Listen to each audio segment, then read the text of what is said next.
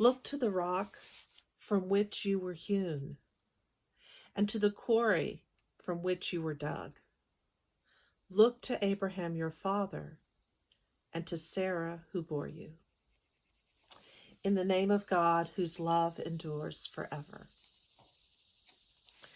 So it's good to be back with you, and I'm wondering if, like me, you're feeling a bit quarantine fatigued and maybe just a little of quarantine envy. I never in my wildest dreams or nightmares thought that we would be still in the throes of a pandemic by this late date in the year. Now the summer is coming to a close, and I just had 2 weeks of staycation. We had planned for Brian's 60th year to go to Ireland this summer, but it was not to be. And as the pandemic continues, I am getting, and I think we all are getting, just a little bit frustrated and envious. Yes, envious. It's been said that when the billionaire David Geffen, who's produced movies and many things like that in Hollywood, posted photos of his mega yacht on Instagram while he was quarantining in the Grenadines, the intense backlash from those pictures led him to turn his account private. Quarantine envy. It's a thing. And our lifeline to the world, our social media right now, doesn't help us in this. According to New York Times journalist Nancy Wardick, even before the pandemic, social media was linked to rising levels of emotion. Social media, Professor Andre Oswald says, magnifies and creates instant destructive envy. Now, there's a globalization of envy, and in the longer run, we're going to have to regulate it somehow. Social media, it's our lifeline these days and our nemesis. And envy comes in all shapes and sizes. Essential workers envy those working at home. People at home envy those out in the world. People laid off envy those who aren't.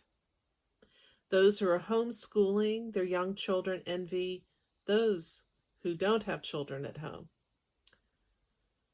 We all envy the rich. Dr. Christine Harris, who's a psychologist and a professor of psychology at University of California, San Diego, says, envy is an ugly two-headed monster. One head wants what someone else has, and the other head chews on the first for having these negative feelings.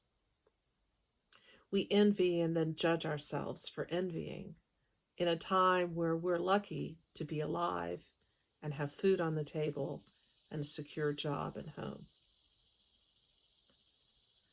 Another psychologist, Jens Lang, from the University of Hamburg in Germany, says that the pandemic, yes, has created conditions that are ripe for envy. At the heart of envy is social comparison of your situation with someone else's. It's a basic process across all cultures. The pandemic is increasing the divide between the advantaged and disadvantaged. So there's more opportunity to compare ourselves to others in unflattering ways. We realize that certain things are important that we never thought about before. Say you're alone in the lockdown. Before, you were never socially isolated, even though you lived alone. And now your envy increases towards people locked down in others' company. Dr. Oswald adds, we've come from highly competitive 8-packs, where status in the hierarchy shaped our whole life and condemned us to early death if we didn't abide by the pack. We are creatures of that past, that 8-pack, and it's not sensible to think we can shake it off entirely. It's what we do with these envious feelings that emerge that matter. Today in our readings, the prophet Isaiah reminds us that when we lose our foundational values in hard times and drift towards even envy and even worse, it's important to look back to our ancestors like Abraham and Sarah, who were resilient in difficult times. Just this week, I asked my Frostburg State students, like I do my premarital couples, to do a family tree and look for the values that they were taught through their ancestors. But when we're entering a time of disorder and new situations, we forget the foundational values of the past. We go back to our APE, past, and begin to worry about our survival.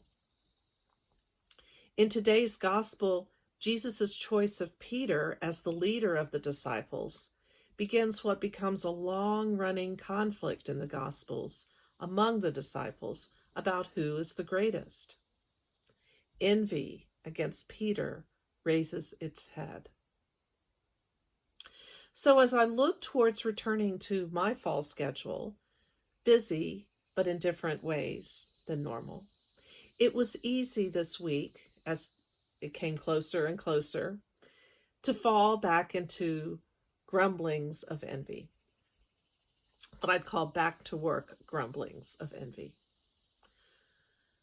I started thinking, why don't we have live stream at Emmanuel like the cathedral? It'd be so much easier. It'd be so much easier, too, if we had a communication specialist just dedicated full-time on our staff to all kinds of communications issues, so we could figure out our bandwidth, our wireless. We could get our website up to date each and every week. And we could manage our Zoom calls so we don't have glitches. Then I moved on to other envious thoughts. Why are Frostburg State and Mineral County taking the risk of in-person classes when Allegheny County is not? Why can't we be like Allegheny County? And then I moved on to daily work-related meetings. Why can't we just meet in person for vestry like we used to, or Bible study on Thursday morning? Why can't we go back to that time? I'm envious of that time, where we were all in the same room and could measure our reactions emotionally. Part of us on Zoom, part of us in the room. It's hard to know how people are feeling and gauge the tenor of a group meeting. And then there's the whole mask piece, which is essential right now when we're meeting in person. It's hard to tell how people's, even in person, their reaction, their emotional feelings at the moment. We can't tell if they're smiling or frowning or concerned. I'm envious of that time. But then I remembered something that I once learned about life, and indeed I have to learn over and over again, from my parents, my Abraham and Sarah's, and from my faith tradition, that life is precious and can be taken away or shortened in a minute. And it's that knowledge that actually allows us to let the envy fall away and live in the present moment with gratitude. We all have a special opportunity to do this, to realize and hold fast that life is precious. We have that opportunity in this pandemic, where we have a heightened sense of death all around us that doesn't seem to be going away. My spiritual teacher, one of them, Richard Rohr, said, dying is not extraneous to life. It is part of the mystery, and we do not understand life until we understand death. There's that order, disorder, reorder process that we're in the midst of, and we're in that disorder that teaches us to live more fully. Now we have the opportunity, but we get caught up in envy, in frustration, in anxiety, how things could be and should be. rather than how they are. We forget that we can find the holy in how things are. Rachel Naomi Remen, who's an oncologist and survivor of Crohn's disease, or someone who lives with Crohn's disease most of her life since a teenager, is a very wise woman. She's written My Grandfather's Blessings and Kitchen Table Wisdom, and I commend both books to you.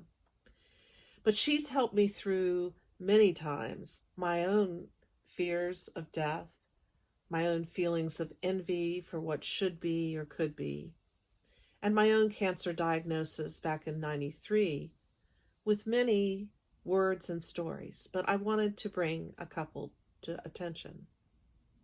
She says that life-threatening illnesses cause people to question what they have accepted all their life as unchanging. Sometimes values passed down in families for generations may be inadequate. Lifelong beliefs about personal capacities or what is important may be mistaken. When life is stripped down to what is essential, it's surprising how simple things become. Fewer and fewer things matter, but those things that matter a great deal.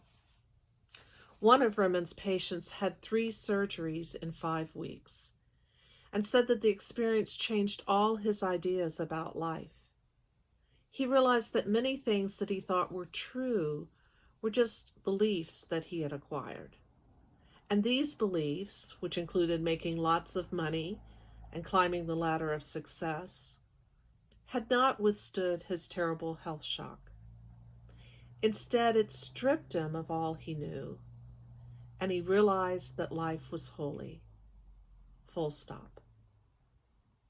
Life is a blessing, and God is there. So I come to this fall and realize yet again that fewer and fewer things that I thought matter. And those that do matter a great deal. Maybe that's what Jesus was telling the disciples about the keys of heaven. Of course, they had just heard that he had picked Peter as the number 1 disciple, and they were envious and couldn't hear him talk about the keys to the kingdom of heaven. Maybe there's just one key. Life is holy. And maybe there are 2. Life is holy and God is here. When we realize that, we can live our lives, as poet Seamus Heaney says, walk on air against your better judgment. When I can embrace those keys that life is holy and God is here, I can live more expansively into the world. I can finish seminary after cancer surgery and move with my family to South Africa. I can find a deep calling after defeat in the Episcopal process. I can teach during the pandemic in person. I can sing and play bells in the pandemic. We all can find a way to live the stories of our resilient ancestors, Abraham and Sarah, with new eyes once again. But we have to strip away all those things that keep us afraid and envious. Life is holy. God is here. The keys to the kingdom of heaven. I'm going to end with a favorite poem of mine by Rilke. You mustn't be frightened if a sadness rises in front of you, larger than any you have ever seen, of an anxiety like light and clouds. Shadows move over your hands and over everything you do. You must realize that something is happening to you, that life has not forgotten you, that it holds you in its hand and will not let you fall. Life is holy. God is here. Amen.